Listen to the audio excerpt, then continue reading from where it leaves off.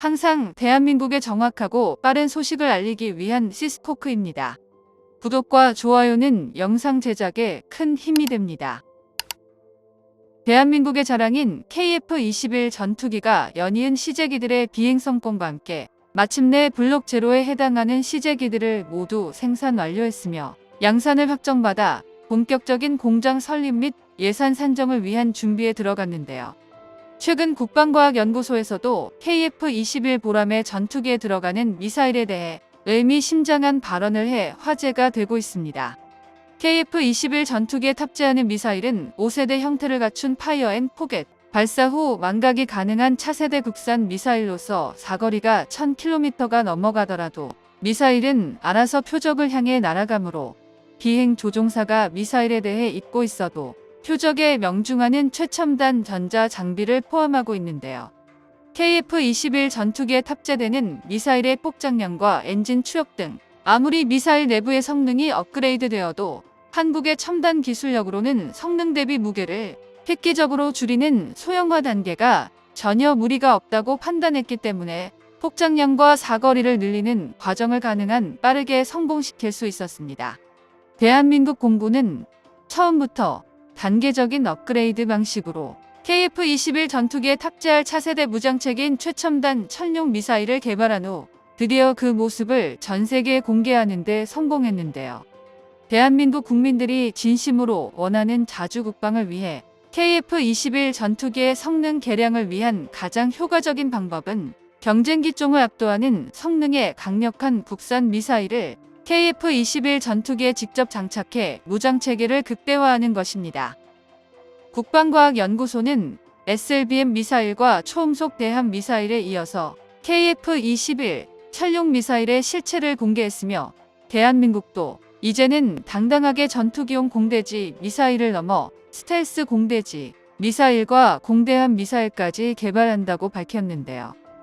모습을 드러낸 최첨단 천룡 미사일이 지상 목표물을 정확하게 타격하면서 대한민국의 군사 무기 기술을 전 세계에 과시했습니다.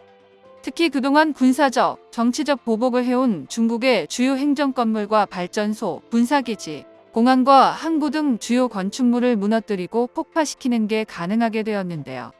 KF-21 전투기에 발사된 천룡 미사일은 마하의 속도로 날아가게 되며 표적을 타격할 시에 강화 콘크리트 7m 이상을 뚫고 들어가 그 자리에서 폭발해 주변에 있는 모든 것을 잿더미로 만드는 형식입니다. 대한민국이 개발한 천룡 미사일은 미사일의 전체적인 형상에 국산 최신 스텔스 기술을 적용시켜 레이더의 탐지 면적을 획기적으로 줄이게 되고 지대공 순항 미사일의 가장 핵심적인 사항인 적어도 고속 순항 방식을 한국의 고유 기술로 적용해 단 한 발의 미사일로 적군의 방공망을 순식간에 무력화시킨다고 국방과학연구소가 밝혔습니다. 이러한 천룡 미사일의 사거리는 1000km 이상을 1차 목표로 두고 있으며 고성능 순항 미사일 모터를 탑재해 미사일의 출력을 높여 마하 이상의 속력을 달성하는 데 완벽히 성공했는데요. 신형 지대공 미사일의 로켓 엔진은 고체 로켓 부스터와 추진 엔진을 병용함에 따라 기존 로켓 엔진의 추력 대비 유효 사거리를 비약적으로 늘릴 수 있었으며 차후 공개될 개량형의 경우 사거리 1200km 이상을 연구개발의 최종 목표로 계획을 세웠습니다. 천룡 미사일도 현무 미사일처럼 고폭탄과 관통형 두 가지 형태로 나뉘게 되며 한국 공군의 교리에 따라 다양한 방식으로 운영이 가능해집니다. 2026년 그토록 기다린 KF-21 전투기가 개발이 완료되어 천룡 미사일을 탑재하는 순간 한국 공군은 800km 이상 떨어진 공중에서도 중국의 대도시를 초토화, 폭격할 수 있게 되는 것이죠. 국방과학 선진국인 대한민국은 천룡 미사일을 시험 발사부터 탑재까지 KF-21 전투기가 등장하는 2026년 안에 모든 개발을 완료하겠다는 방침입니다. KF-21 천룡 미사일은 LIG 넥스원과 국방과학연구소 ADD가 시험 개발 중에 있는데요. 시험 개발은 본격적인 체계 개발에 앞서 기술 확보 가능성 터진 개념 연구 등을 하는 단계의 개발인데 이를 위해서 현재를 기준으로 한국의 미사일 개발 담당 방위사업부인 국방과학연구소의 예산 규모는 매년 15%씩 증가하고 있습니다. 천룡 미사일은 KGB 폭탄처럼 경량화 무기가 아닌 중대형급 장거리 순항 미사일로 분류됩니다. 무게는 1300kg에 탄도 중량은 440kg 정도로 독일의 공대지 순항 미사일인 타우러스 미사일과 비슷한 형태를 보이고 있는데요. 그만큼 더 위력이 크며 내부에 다양한 종류의 탄두를 탑재 가능하고 관통형 탄두라는 별칭에 이중 탄두를 탑재하여 북한의 지하 벙커 시설 관통도 충분히 가능해졌습니다. 장거리 공대지 미사일은 그동안 외국에서 수입해오던 미사일을 대체하고 더 우수한 스텔스 성능과 긴 사거리를 갖추는 것을 목표로 개발되고 있으며 향후 이 미사일을 탑재하게 돼 KF-21 전투기의 수출 경쟁력 강화에도 큰 효과가 있을 것으로 전망됩니다.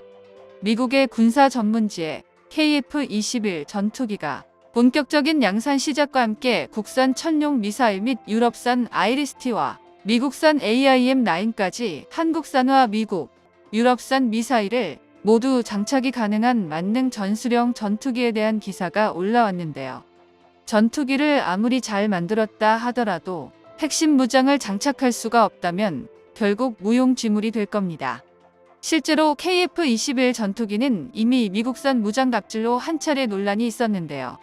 대한민국이 KF-21 전투기를 국내에서 자체 개발한 A사 레이더와 항공전자 장비를 탑재하겠다고 선언하자 땅만 거대하지만 속은 좁아 터진 미국에서 일방적으로 AIM-120 암람 공대공 미사일의 제공 약속을 철회하겠다고 통보한 것입니다.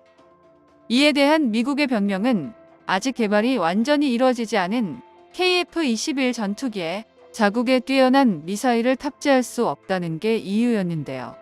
하지만 KF-21 전투기 개발이 국제 방산 시장에 어떤 의미인지 알고 있다면 미국의 속내야 뻔한 일이었습니다.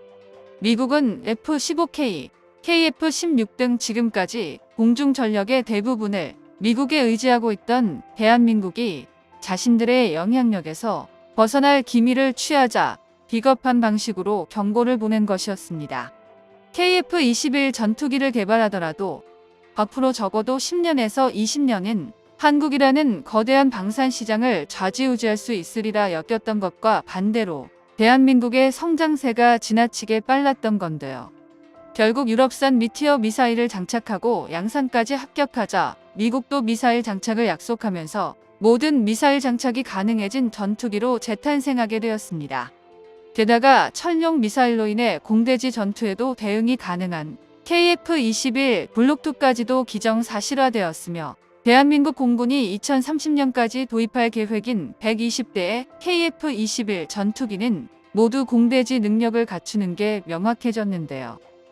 천룡 미사일의 등장은 KF-21 전투기를 5세대 이상의 스텔스 전투기로 발전시키는 것을 의미하며 추후 해외 수출에서도 아주 효과적으로 적용될 것으로 보입니다.